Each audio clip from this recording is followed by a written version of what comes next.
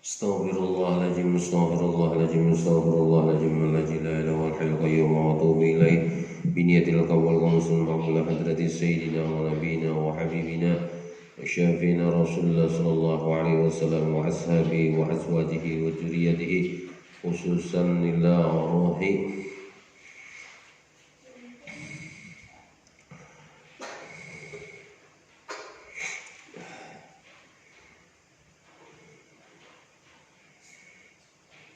Syekh Al-Imam Al-Fatihah. A'udzu billahi minasyaitonir rajim. Bismillahirrahmanirrahim. Alhamdulillahirabbil alamin arrahmanir rahim maliki yaumiddin. Iyyaka na'budu wa iyyaka nasta'in ihdinas mustaqim shiratal ladzina an'amta 'alaihim ghairil maghdubi 'alaihim waladdallin. Assalamualaikum warahmatullahi wabarakatuh. Waalaikumsalam warahmatullahi wabarakatuh. Alhamdulillahirabbil alamin wassalatu wassalamu ala sayyidina Muhammadin wa ala alihi wa sahbihi ajma'in, amma ba'du. Pertama-tama marilah kita memanjatkan puji syukur kita kepada Allah Subhanahu wa taala. Alhamdulillah, dalam kesempatan kita pada hari ini mudah-mudahan kita selalu diberikan berkah oleh Allah Subhanahu wa taala. Dan tanpa pula salawat dan salam kita haturkan kepada keharibaan junjungan kita Nabi besar Muhammad sallallahu alaihi wasallam. Pelajaran kita pada hari ini yaitu tentang hadis targhib wa tarhib. Targhib itu adalah artinya ancaman. Wa tarhib itu anjuran. Bagaimana ancaman Allah, bagaimana anjuran dari Allah Subhanahu wa taala. Ini hadis disebut dengan targhib wa tarhib. Kita pada hari ini, awal pertama pelajaran kita pada hari ini tentang Kitabus Shalah. Kitabus Shalah ini adalah at-targhibu bis sholati wa tarhibu min tarkiha, yaitu ancaman pada orang yang sembahyang dan anjuran bagi orang yang meninggalkannya sholat.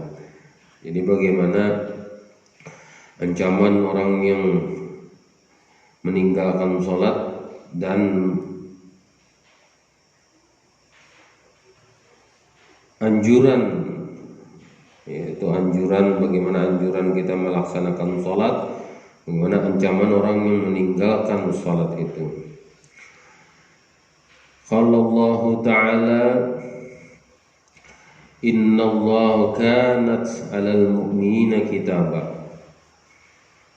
Sesungguhnya sembahyang itu diwajibkan atas kaum muslimin dengan waktu yang tertentu.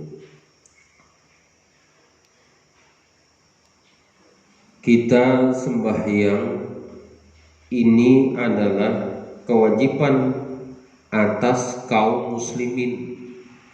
Kalau merasa bahwa diri kita ini adalah muslim, lalu kita melaksanakan sholat bagi dengan waktu yang tertentu. Tapi kada sembarangan juga waktu kewajiban itu. Waktu kewajiban itu kada boleh sembarangan.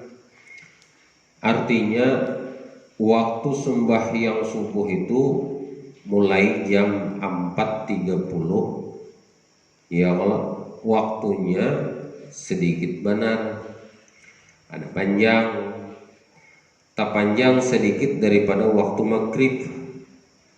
Waktu maghrib itu agak sedikit. Jadi ada waktunya ada sholat subuh dan ada waktunya sholat zuhur, ada waktunya sholat asar, ada waktunya sholat maghrib, ada waktunya sholat isya. Sudah ada kitaban mauquta, ketentuan-ketentuan itu. Jadi di sana di dalam kitab Targhib wa Tarhib itu ada yang disebut dengan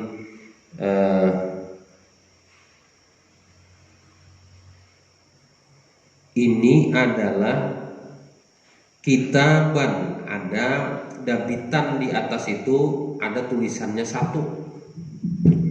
Karena kita belajar hadis ini, jadi guru harus menyampaikan ada kutipan di atas satu, ada kitaban bertulisan satu. Kitaban ini adalah kitaban ay maktuban bimakna farudan, yaitu bimakna maktuban dalam tafsirnya adalah mafrudan. Mafrudan itu adalah yang difardukan, sembahyang yang difardukan. Ya, jadi mauquta ada di situ, dengan mauquta itu ada di tulisan contengannya lagi, ada dabitannya di atas bertulisan 2. Itu menandakan bahwa itu adalah surah.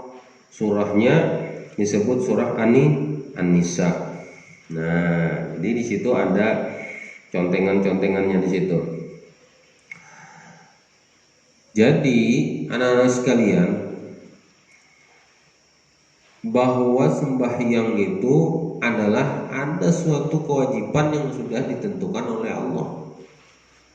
Ada ketentuan zuhur, ada ketentuannya asar, ada yang sudah ditentukan waktunya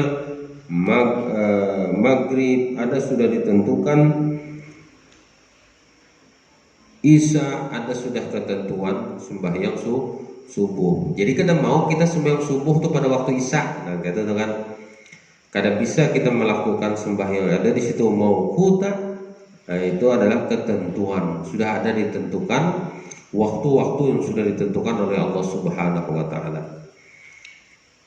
Kecuali kita ada melaksanakan qasar, yaitu antara melaksanakan sembahyang zuhur, sembahyang asar pada waktu zuhur, atau sembahyang zuhur pada waktu asar. Nah, itu qasar namanya. Tapi di sini lain, kita melaksanakan setiap hari. Wa qala Allah Ta'ala wa aqimus sholata wa atuz zakata warka'u ma'ar raki'in. Dan dirikanlah salat, wa aqimus shalah wa atuz zakat, dan tunaikanlah zakat, warka'u ma'ar raki'in, rukuklah bersama orang-orang yang rukuk. Artinya di sana melaksanakan sembahyang. Qimus shalah, dirikanlah salat, di situ ai salatul wajib, salat yang wajib, dan tunaikanlah zakat, dan rukuklah bersama orang yang rukuk. Warka'u ma'ar raki'in, rukuklah kepada orang yang rukuk. Nah, di situ ada surah Al-Baqarah. Ada contengannya di sana, ada contengan 3 di atas. Ada kutipan di atas. Nah, kalau orang dahulu itu sekarang ini disebut dengan catatan kaki. Ada catatan kakinya di bawah itu ada 3. 3 itu menandakan bahwa aqimus sholata wa atuz zakata warka'u ma'ar raki'in ini adalah surah Al-Baqarah. Jadi memandangkan kita disuruh bahwa sembahyang, kalau ada orang sembahyang ruku juga. Kalau orang kita sujud kita melaksanakannya. Qala Allah Ta'ala inna sholata tanha 'anil fahsya wal munkar. Sesungguhnya sembahyang itu menegah daripada perbuatan, mencegah perbuatan yang keji dan perbuatan yang munkar. Jadi ada pertanyaan, ulun guru melaksanakan sembahyang tapi masih lagi ambil misalnya, masih lagi mengganggu orang, masih lagi melakukan perbuatan maksiat, sedangkan innas sholatan tanha 'anil fahsya wal munkar, bahwa sembahyang itu menegah dari perbuatan keji dan munkar. Orang bahari itu memadahakan itu pada waktunya melaksanakan sembahyang, pada waktu itu kadang melakukan perbuatan maksiat. Nah itu mentegah.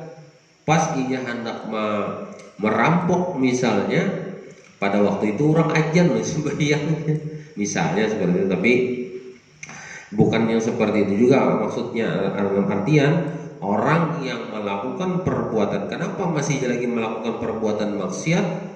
Orang itu adalah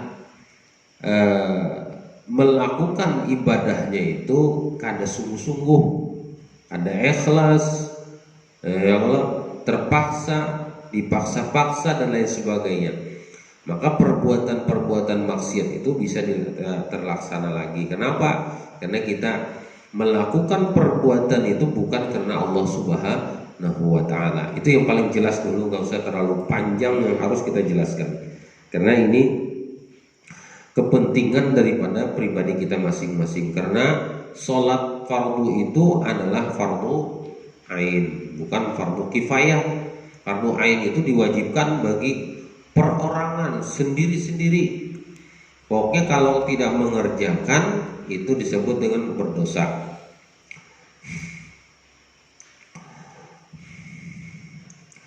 Wa qala Allah Ta'ala, dan Allah Subhanahu wa ta'ala ini menunjukkan dalilnya aja. Dalil orang yang melakukan perbuatan melaksanakan ibadah sholat. Khafizu ala sholati was sholati usta wa qumu lillahi fanitin.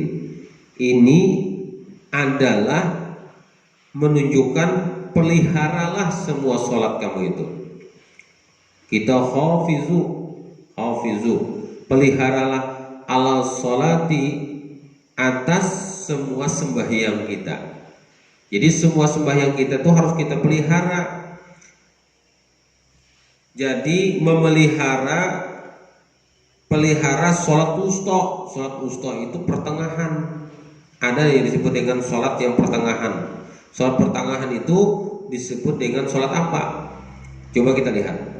Sembahyang subuh, zuhur, asar, maghrib, isya. Jadi pertengahan itu disebut dengan sholat asar. Jadi disebut dengan sholat asar. Maka sholat asar itu disebut dengan sholat wusta, sholat pertengahan. Nah, jadi pertengahan itu. Makanya kita dari subuh, zuhur, asar, ya kan? Maghrib, isya. Nah, yang disebut dengan wusta itu adalah pertengahan. Makanya sekolah kita itu ada yang disebut dengan tingkat diniyah ula, ada yang disebut dengan diniyah wusta, diniyah takmiliyah ula, diniyah takmiliyah wusta, diniyah takmiliyah ulia. Nah, ini salafiyahnya di situ. Jadi wusta itu adalah SMP, tingkatnya sanawiyah, tingkat SMP, SLTP. Nah, itu wusta namanya. Makanya disebut dengan wusta, adalah tingkat di tengah. Setelah SD hanyar SMP, SLTA, hanyar SLTP, hanyar SLTA. Nah, ini adalah disebut dengan wusta. Wa qumu lillahi qanitin, dan dirikanlah dan berdirilah untuk Allah dalam salatmu dengan khusyuk. Nah, jadi berdirilah, kita ini berdirilah sembahyang itu dengan khusyuk. Kenapa? Jadi tadi tetap melaksanakan maksiat. Mungkin sembahyang kita itu berdiri itu dengan kada khusyuk.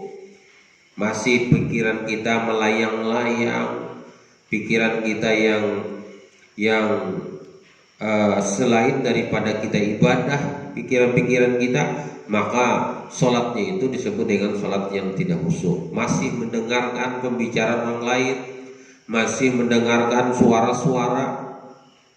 Bahkan Rasulullah SAW pernah menyampaikan kepada para sahabat, saya mau bertanya kepada kalian semua. Ini Rasulullah bertanya, kata Rasulullah, siapa di antara kalian yang kawas sembahyang khusyuk aku berikan surbanku ini?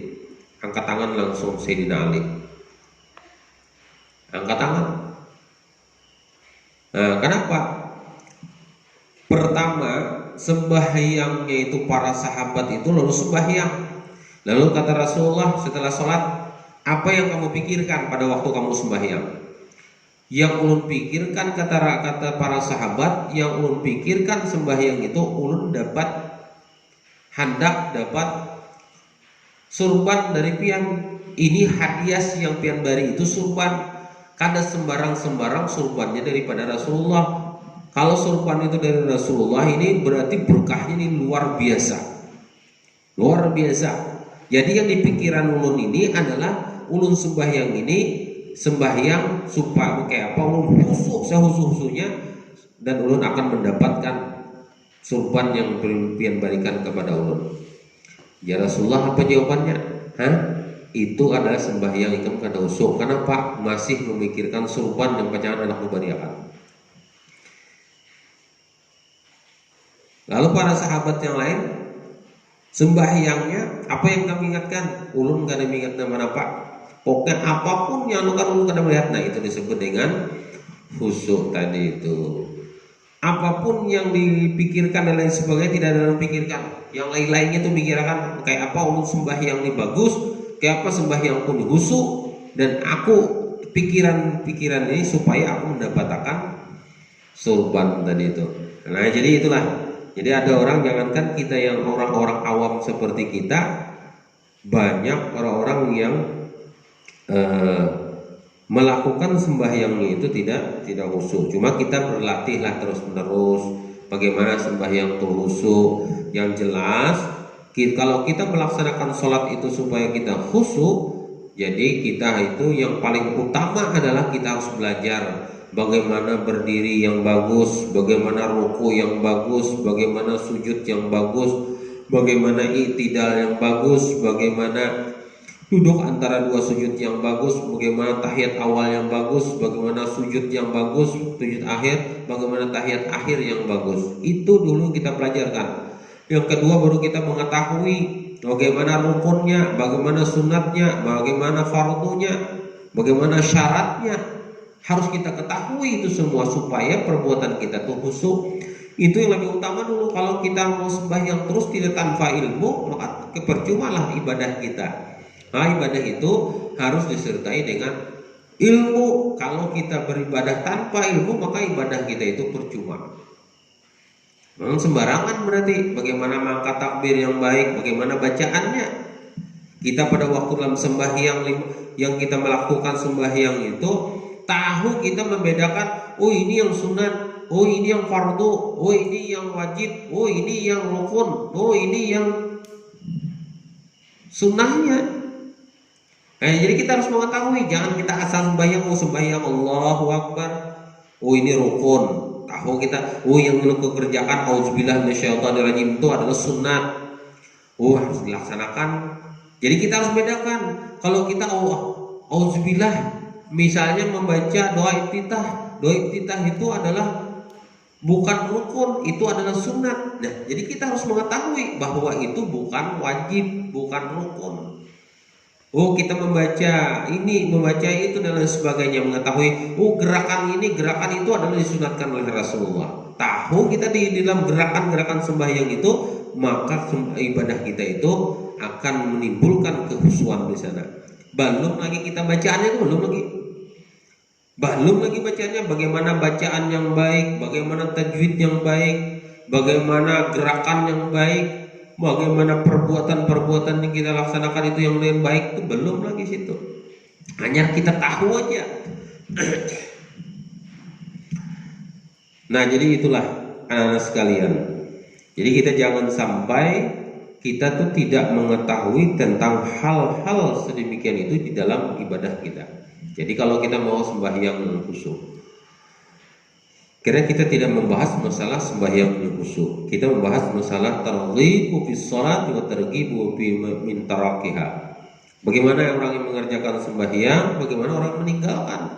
Bagaimana ancaman bagi orang yang mengerjakan sembahyang, yang meninggalkan sembahyang, bagaimana ancaman, bagaimana anjuran. Nah, anjuran bitarghib bis shalah, anjuran pada melaksanakan salat, wa targhib ancaman bagi orang meninggalkan. Ini targhib wa tarhib.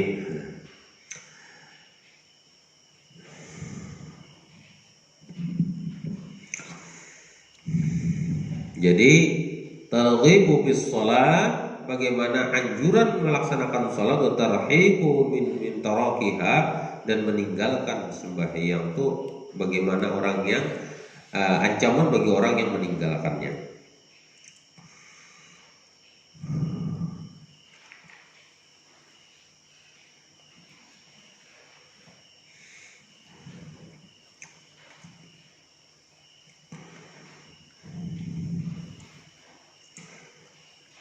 Rasulullah Shallallahu Alaihi Wasallam bersabda, miftahul jannati shalah, kunci surga itu adalah sembahyang. Ini di dalam kitab Ihya Ulumuddin, itu halaman 125, itu juz 1. Jadi di situ adalah miftahul jannati as-shalah. Jadi hendak kita itu membuka rumah supaya kita bisa masuk ke rumah itu adalah sembahyang. Mun hendak kita awam masuk di dalam surga itu miftahul, masuk di dalam surga, maka kita masuknya itu melalui kunci, melalui pintu. Kalau kita sudah pintu yang kita buka bisa kita membukanya, maka kita akan melaksanakan, bisa kita masuk di dalam surga karena kunci jadi tangan kita. Kalau kita tidak punya kunci, bagaimana kita masuk di dalam rumah? Begitu juga bagaimana kita tidak mempunyai kunci, bagaimana kita akan bisa masuk di dalam surga. Makanya miftahul jannah as-shalah, itu kunci surga itu adalah sembahyang. Mungkin kita akan sembahyang kayak mana masuk surga? Nah, jadi gitu. Cuma yang dipelajari yang guru sampaikan pertama itu, jangan sampai kita memikirkan hendak masuk surga karena kita sholat, berarti sembahyang kita itu hendak masuk surga aja. Jangan juga anak kita ya Allah. Nah, jadi jangan sampai terjadi seperti itu. Aku sembahyang ini lillahi ta'ala, karena Allah. Aku puasa ini karena Allah. Tidak ada aku sembahyang ini hendak masuk surga, berarti kamu hendak masuk surga aja. Tuh ambil ajar Allah Ta'ala surga.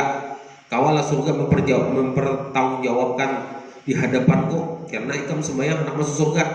Kadada ikam tuh sembahyang itu karena bukan karena untuk aku, kadada. Jadi sembahyanglah kita karena Allah. Jadi kita hendak mendapatkan kuncinya tadi, maka kita sholat. Cuma kita hendak mendapatkan itu bukan kita menghendaki, karena kita sholat itu kan anjuran daripada Allah Subhanahu wa Ta'ala. Dianjurkan oleh Allah kita harus mengerjakan sembahyang 5 waktu, karena itu dianjurkan dari Rasulullah.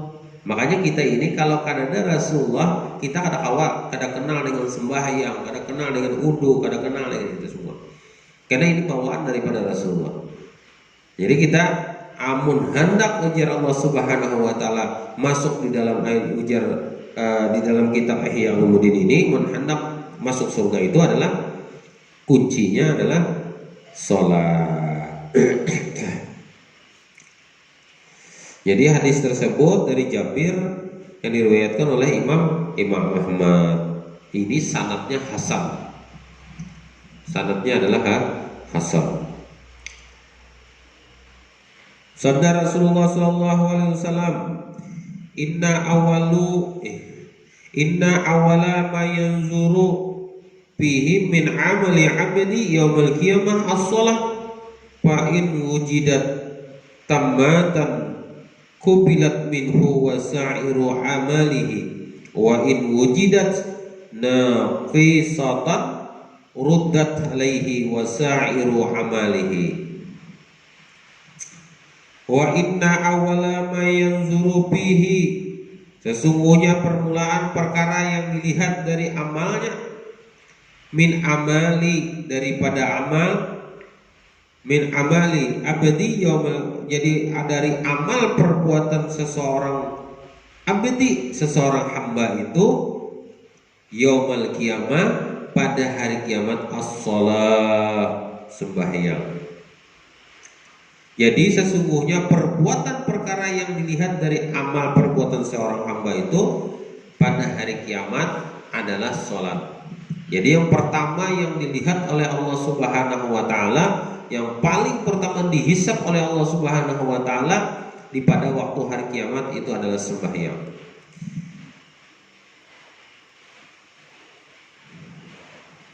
Fa in wujidat tamatan,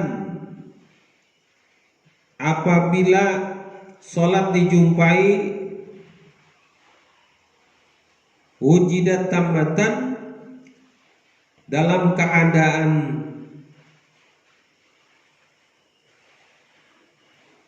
kubilat minhu wasairul amalihi, dalam keadaan sempurna, maka seluruh amal perbuatannya itu, seluruh amal perbuatannya diterima oleh Allah Subhanahu wa ta'ala. Jadi ruddat alaihi wasa'iru amalihi, maka seluruh amal perbuatannya itu diterima oleh Allah Subhanahu wa ta'ala. Wa in wujidat nafilatan wasa'iru amalihi, dan wa in wujidat nafilatan ruddat alaihi wasa'iru amalihi, bila salah dilihat dalam keadaan kurang, hanya 3 sholat saja yang dilakukan di sini misalnya, atau syarat rukunnya tidak ditepati, maka seluruh perbuatannya itu ditolak. Jadi bila salah satu dilihat dari keadaannya kurang, hanya 3 sholat saja yang dilakukan atau syarat rukunnya tidak ditepati, maka seluruh amal perbuatannya itu ditolak oleh Allah Subhanahu wa ta'ala. Nah, jadi itulah. Jadi jangan sampai kita tidak melakukan ibadah sholat. Jadi kalau kita tidak melakukan ibadah sholat, maka pada waktu pertama yang dihisab oleh Allah Subhanahu wa ta'ala itu adalah sholat. Jadi kita pada waktu sholat itu bujur-bujur pulang, jangan sampai sembarangan. Tahu kita rukunnya, hanya jangan sampai 3 sholat saja yang dilakukan, misalnya zuhur, subuh, zuhur, asar, maghrib aja, isya tak tinggal, tak guring, subuh kada bangun, misalnya kan lah. Nah jadi 3 aja, jangan sampai 3, itu maksudnya itu. Ini disebut dengan bila sholat di dalam keadaannya itu kurang, artinya jangan sampai kurang. Yang lain-lainnya ditolak. Kalau karena pada waktu kita sembahyang, kita cuma melakukan sembahyang maghrib, isya, zuhur, maghrib, isya, 3 aja kita lakukan. Yang 2-nya itu kada kita lakukan, maka seluruh ibadah kita itu pada waktu sembahyang zuhur, pada waktu sembahyang maghrib, pada waktu sembahyang isya, kita ditolak yang lain-lainnya. Karena kita kada melakukan sembahyang subuh, kada sembahyang isya, ada sembahyang isya. Misalnya kita hanya melakukan sholat zuhur aja, isya teguring, maghrib kita lakukan, isya kalau kita gawi, subuh kada mengerjakannya pulang, kada tegawi, subuh kada tegawi. Yang dikerjakan hanya maghrib, isya, zuhur. Sembahyang asar dengan sembahyang subuh kada tegawi, maka ibadah kita itu tertolak juga. Jangan sampai ditinggalkan. Wajib dilakukan sembahyang itu 5 waktu. Yaitu apa? Subuh, zuhur, asar, maghrib, isya. Di antara 5 itu cuma 3 aja dilakukan, maka kelima-limanya ditolak oleh Allah Subhanahu wa ta'ala. Untung juga aja pegawaian gitu, jangan pakai untung-untung. Ya Allah, untung juga lu gorengnya menggawinya sembahyang itu. Coba yang lain mah kada mengerjakan, jangan diumpati yang kada. Harus kita laksanakan ibadah sholat. Dan tahu pulang kita dilakukannya. Nah di sini dalam Bila saat itu dia dalam keadaan kurangnya itu atau syarat rukunnya tidak ditepati, maka seluruh amar perbuatannya itu ditolak. Jadi di sini adalah warudda alaihi wa sa'iru amalihi, maka seluruh amal itu ditolak. Yang lainnya ditolak. Jadi semuanya itu ditolak karena rukunnya kada ingat, kada tahu. Di dalam rukun kita ada berapa? Ada 13. Ada 15, ada 19. Nah, jadi macam-macam tuh. Mungkin kita anak megang 13, ada yang megang 15, ada yang megang 19. Jadi di antara rukun kita itu, rukun yang 13 itu satu yang misalnya ada beberapa yang kita kadang ingatkan, maka semuanya itu ditolak. Misalnya di antara 13 itu rukunnya tahu kita ada sekitar 10 yang kita ingat di dalam sembahyang. Tadi aku rukunnya cuma sampai 10-nya, 3 tertinggal rukunnya, rukun yang 3 itu terakhir. Apakah di tengah-tengah, kah di awal, kah ada rukunnya tertinggal, maka yang ibadah yang itu ditolak oleh Allah Subhanahu wa taala. Nah, syaratnya juga kayak itu juga, syarat rukunnya. Nah, syaratnya apa? Misalnya kita sembahyang di hadapan kita banyak tahi, kan mungkin syaratnya harus bersih. Ada bisa kok kita sembahyang biar aja di sini, yang penting aku ampar. Nah, lingkungan situ adalah lingkungan yang kotor, kada mau pun kita laksanakan. Kalau kita tetap melaksanakan pada waktu sholat kita di dalam keadaan yang ringan, maka sholat kita tertolak. Atau pulang rukunnya apa, syaratnya itu apa, menutup aurat, sembahyangnya sawar pendek, kada bisa juga. Jadi sembahyang kita tertolak oleh Allah Subhanahu wa taala. Atau pulang sembahyang yang ketujuh berokokan nih. Yang ketujuh berokok. Sembahyang pakai selawar. Selawarnya yang ini adalah bolong atau berlubang, bahasa mintinnya berlubang. Nah, kelihatan paha aurat kita tadi itu, maka sholat kita tertolak karena terbuka aurat. Maka hati-hatilah. Pokoknya kita di sembahyang ini jangan sampai kada hati-hati, harus hati-hati. Nah, jadi ini adalah pengantar daripada targhibu fis sholati wa tarhibu min tarakiha. Ini belum lagi kita masuk di dalam tentang man hafaza 'ala sholati akramallahu bihamsi hisali. Jadi barang siapa yang melihat sholat, maka Allah memberikan kemuliaan kepadanya, itu memelihara sholat, yaitu man hafaza. Barang siapa man hafaza 'ala sholati, barang siapa yang memelihara 'ala sholatihi, akramallahu bihamsin hisalin, dan maka Allah memberikan kemuliaan kepadanya itu dengan 5 perkara. Kalau kita bisa memelihara hafaza, kita bisa memelihara sembahyang kita, Allah akan memberikan 5 kemuliaan yang diberikan oleh Allah Subhanahu wa taala. Yang pertama ada yarfa'u anhu diqan aisin wa azabul qabri. Itu yang pertama. Wa yu'ita'allahu wa yu'tiyahullahu apa, kutabatan biyamnihi. Ini yang pertama adalah kesempitan hidup dilenyapkan oleh Allah Subhanahu wa taala. Jadi di situ adalah yarfa'u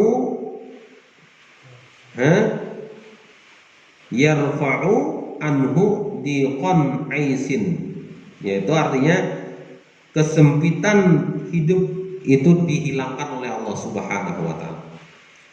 Di dunia artinya kita diberikan kebahagiaan. Itu nanti kita bahas pada waktu pertemuan hadis yang kedua. Pada hari ini kita membahas masalah firman Allah yang masalah sholatnya saja. Jadi masalah sholat itu ada beberapa tadi, yaitu yang pertama adalah tentang sholatu amma imaduddin. Yang pertama itu inna sholata kana lil mu'minina kitaban mawquta wa aqimus shalah wa atuz zakah warka'u ma'ar raki'in inna sholata tanha 'anil fahsya'i wal munkar. Jadi khafija ala sholati wusta wa qumu lillahi qanitin. Nah, jadi yang lainnya insyaallah besok kita sambung kembali tentang pembahasan kita dengan targhib wa tarhib, tentang targhib wa tarhib, yaitu tentang anjuran dan larangan yang diberikan tentang kitab targhib wa tarhib, anjuran dan larangan. Nah, jadi itu saja yang dapat saya sampaikan. Mudah-mudahan nanti kita masuk di dalam bahas keduanya. Mudah-mudahan kita bisa diberikan oleh Allah Subhanahu wa taala kesehatan tubuh kita dan kita bisa menyelesaikan tentang masalah babul kitabus shalah ini di dalam kitab targhib wa tarhib. Mungkin ada sekitar 4 kali pertemuan nanti kita bisa laksanakan supaya kita mengetahui bagaimana larangan, anjuran sholat, larangan kita meninggalkannya. Nah, jadi itu nanti kita bahas, mungkin ada sekitar 4 kali pertemuan. Itu saja yang dapat turun sampaikan. Mohon maaf atas segalanya. Wabillahi taufiq wal hidayah. Wassalamualaikum warahmatullahi wabarakatuh. Al-Fatihah. Bismillahirrahmanirrahim. Alhamdulillahirabbil alamin. Alhamdulillahirabbil alamin.